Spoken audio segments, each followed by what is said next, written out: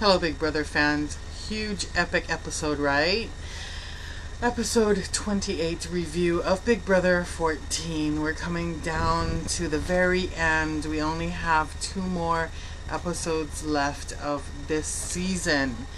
Let's see. When we start off the episode, Jen has been eliminated or evicted from the house, and everybody comes, goes and watches the board, and the only one not quacking immediately. Seriously, how many people are going to look back at this and just think, OMG, I cannot believe that I was doing that quack crap on TV, right? The only person not doing it was Dan. He was, bended on his knees, and I don't know how much of that is for act, because I know that they get to see just a few seconds, while they watch the board, whoever is being evicted. So I don't know if that was an act, which is pretty high given Dan's, past behaviors. But eventually later on he does walk around quacking with these idiots. Let's see. Almost immediately after that, we go in, and since Danny has won the HOH, he wanted himself and Ian to be put up. And she was like, she didn't want that to happen because she was worried about his safety. And he said that she had to do it to make Shane feel that he was safe and not to suspect anything. This is very important to remember right here. That was the plan, so that Shane would feel safe and not suspect anything. Moving on.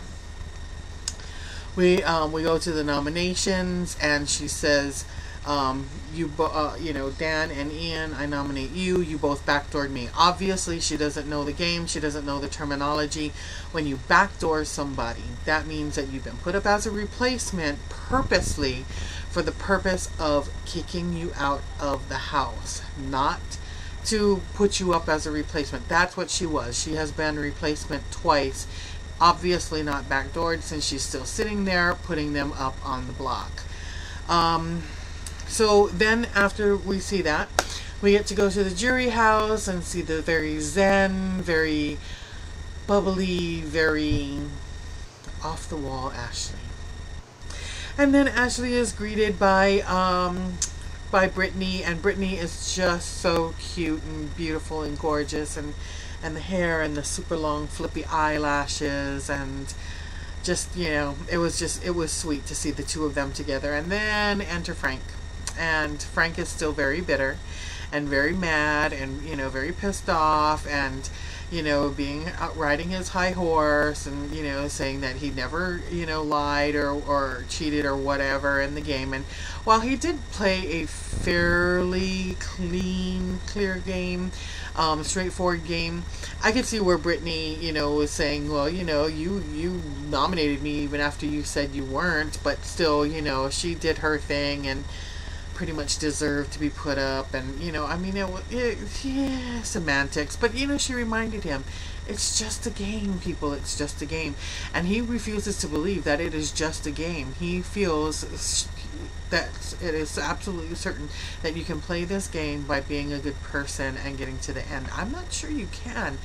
You can try, but I don't think you can not dirty your hands at least once. Anyway, then the next person comes in, Joe, and it was just too cute how Ashley was just like, yay, the jury house is fun, we're gonna have a fiesta, to try to break up the bickering between Frank and Brittany. It was nice to finally see something from the jury house, but it was just kind of like, it would have been nice to have seen it as it went along the way, and how they watch the DVD that each person brings, and their reactions from that, and just bickering back and forth was like, I don't know if it was worth it. So we come back and we play the POV, and it was clues, things like who was the person that has never cast a vote, and who was on the block on day 39, that kind of stuff. And then taking the clue, you take a picture of the person, you cover it up, and if you get them all right, then you win. Well, Dan says, I knew that Ian pushed the button and was wrong because he kind of had a mini meltdown and I heard a weird monster noise. And, each one is, like I heard this person, hit it and I knew they were wrong. So if I started doing this, it was kind of funny. In the long run, Danielle wins and she holds the entire power since she is the HOH as well as the veto holder. And so she says in her diary room, I can keep my guy safe. And that guy is Dan. Amazing, right? Considering she was swapping spit just in the last episode with Shane and being taken out for a luxury win. So then Dan goes upstairs to get ready to mist her, and he talks to Danielle, and they were very excited. He was very proud of her. He did tell her though that every time that I'm on the block I don't feel safe, and she said, you don't feel safe with you don't trust Shane, and he said, no, I don't. So then Danielle turns around and misses Shane and tells him that she's considering taking Dan down, and he was absolutely agreeable with it. He's like, do whatever you got to do, because he was saying how Dan doesn't like Ian, can't stand him already, he's gonna vote him out. And I'm thinking, why at this point did Shane not say, I can vote him out? Of course, there is behind the scenes thing. I haven't seen it myself, but people in the chat rooms have said that there was more to the conversation, and that Danielle promised that he was gonna not only be safe, and that it would cause Dan to have the blood on his hands, and Shane was actually very happy about that. It's like, ooh, he's going to be the one voting out Ian, and so Ian will vote for me, and that kind of stuff, right? So there was a lot more to that, but she totally did exactly what Dan said. And now remember in the very beginning where he said, you're gonna make him safe because we want him to feel good, so he doesn't suspect anything. Okay. And then he gives her a big fat sloppy kiss. So they're necking, and they're having their tongues and swapping spit and stuff, and it was fairly uncomfortable, but hey, she did what she had to do to mist him, and that was it. And last night it was another one of them sessions. She was horny, and they did a make-out thing under the sheets. Anyway, we have the live veto meeting, and Ian's speech, amazing summer, day 29, we made the Quack Pack Alliance, I wore the dog suit, give this dog his day. And then Dan says, he's never had to compete against his own player. He's written all these books, and he wants to read a book about coaches, how coaches can learn from their players. And then Danielle uses the veto, and she takes Dan off of the block, saying that this is my own personal game and it's strategic. And then she puts Shane up. Okay, this is her personal game. It's strategic. Takes Dan down, puts Shane up. Earlier, put Shane up to make him feel good so he doesn't suspect anything. Okay? So then we go on, and because Dan is up there, they each, once again, get to have a speech because Dan is the person that is casting the vote to who is going to be evicted. Shane goes on and blah, blah, blah, and blah, blah, blah, and this and this and that, and he was saying, on day 29, I shook your hand, that was a man thing, we've made our pact, that's my word, blah, blah, blah. Ian just got up and said, should that have just happened? Then he starts butt kissing, quack, pack, quack, quack, quack, this and that.